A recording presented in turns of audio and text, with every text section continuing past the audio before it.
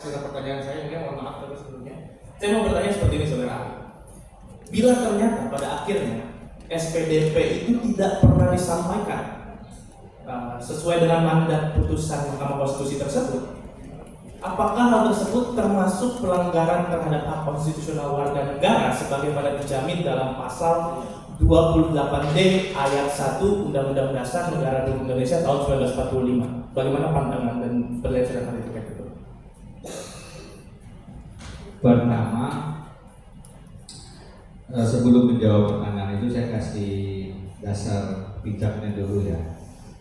Ini adalah bagi saya rasio disidendi yang pertimbangan yang mengikat. Itu rasio disidendi. Iya, ini dengan sendirinya menambahkan aturan di KUHP bahwa SPDP perlu diberikan paling lambat 7 hari, bukan hanya kepada penuntut, tapi kepada terlapor, pelapor, bagaimana disebutkan di sini.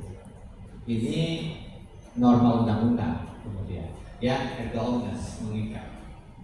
Nah, kaitannya dengan pertanyaan apakah melanggar hak konstitusi, MK sebenarnya tidak begini di bagian atasnya itu, paragraf kedua di 147. Mahkamah berpendapat tertundanya penyampaian SPDP oleh penyidik kepada jaksa penuntut umum bukan saja menimbulkan ketidakpastian hukum, akan tetapi juga merugikan hak konstitusi terlapor dan pelapor. Jadi MK menggunakan istilah hak konstitusional. Apakah melanggar melanggar konstitusi dan lain-lainnya, bisa diargumentasikan begitu.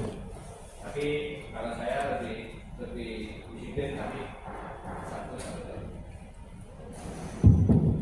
kalau saya memang karena ini yang undang-undang melanggar undang-undang. Hak yang dilanggar hak konstitusional. Apa itu hak konstitusional? Nah, ini juga bisa berdebat. Adakah hak konstitusional yang bukan hak asasi manusia? Itu orang berdebat panjang. Tetapi ada yang disebut constitutional right, ada yang disebut human rights. Jadi constitutional rights itu hak menjadi calon presiden, itu hak konstitusional. Tapi kalau human rights itu akan pasal 28. Jadi di sini yang disebut oleh MK adalah constitutional rights, melanggar hak konstitusional. Tidak jarang hak konstitusional itu beririsan dengan human rights, tidak jarang. Harus dilihat satu-satu. Tapi lagi-lagi poin saya adalah kalau membaca putusan ini,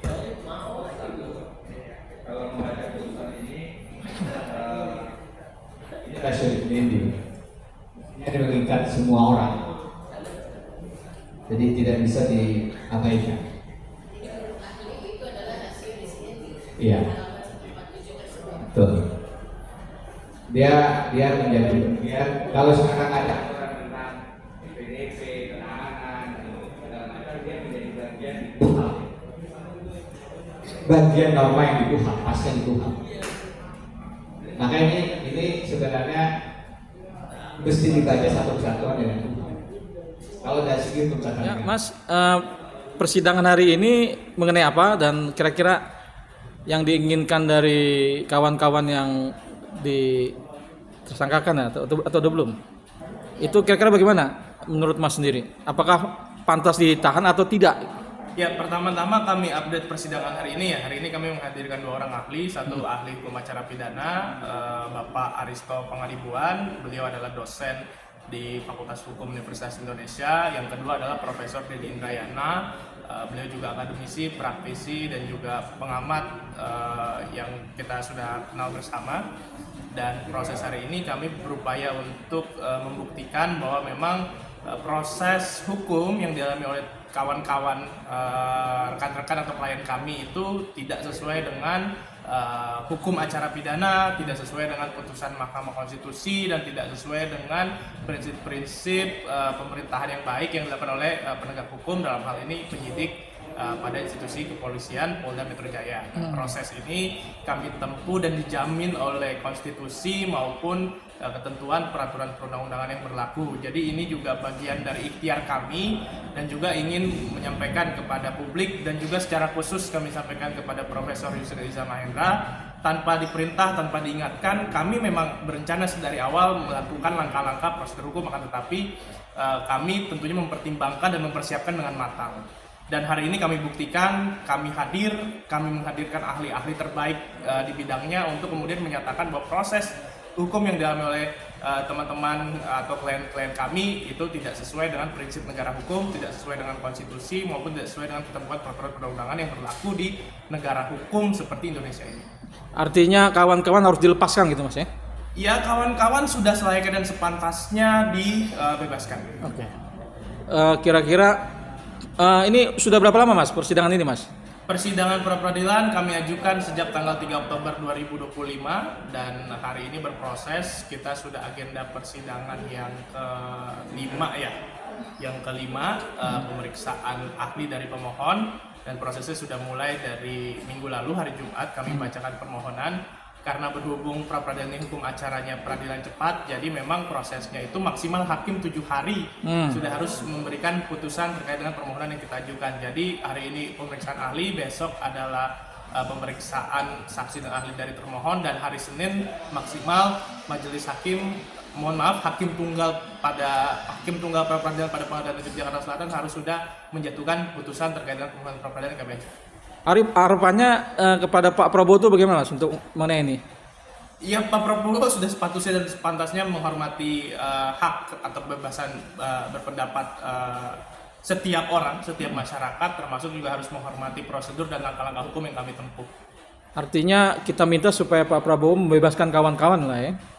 Kalau secara langsung kita tidak meminta kepada Pak Prabowo karena ini prosesnya adalah proses hukum dan kita menghormati kewenangan masing-masing lembaga negara. Memang pemerintah tidak boleh mengintervensi proses hukum. Tapi yang mau kami sampaikan adalah Pak Prabowo harus mengevaluasi langkah-langkah penegakan hukum yang dilakukan, khususnya terkait dengan kawan-kawan atau klien-klien kami yang dilakukan penangkapan upaya paksa oleh penegak hukum. Oke. Ada tambahan mas yang lain? Cukup. Oke, terima kasih mas. Ya.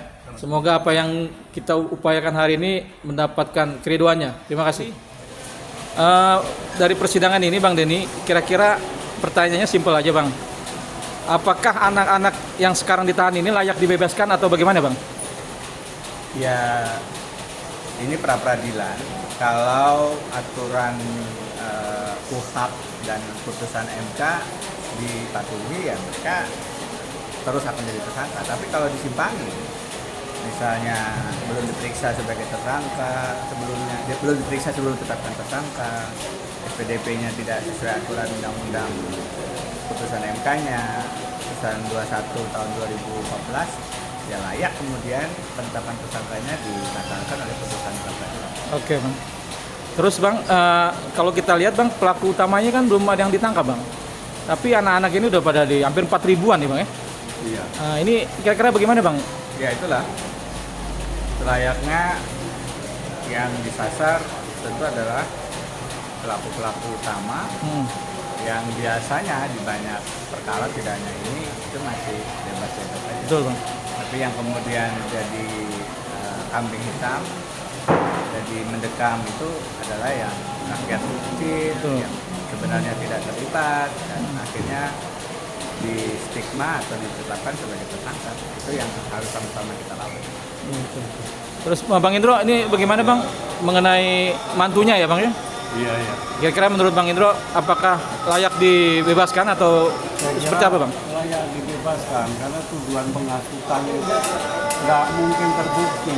Oke Bang. Bagaimana orang hanya main di WA, kemudian menyebabkan kerusuhan, itu kan nggak match ya. Dibuktikan pun nggak bisa karena penghasutan itu biasanya dilakukan secara fisik ya. Itu saya kira layak dibebaskan lah sesuai dengan Bang Denny tadi.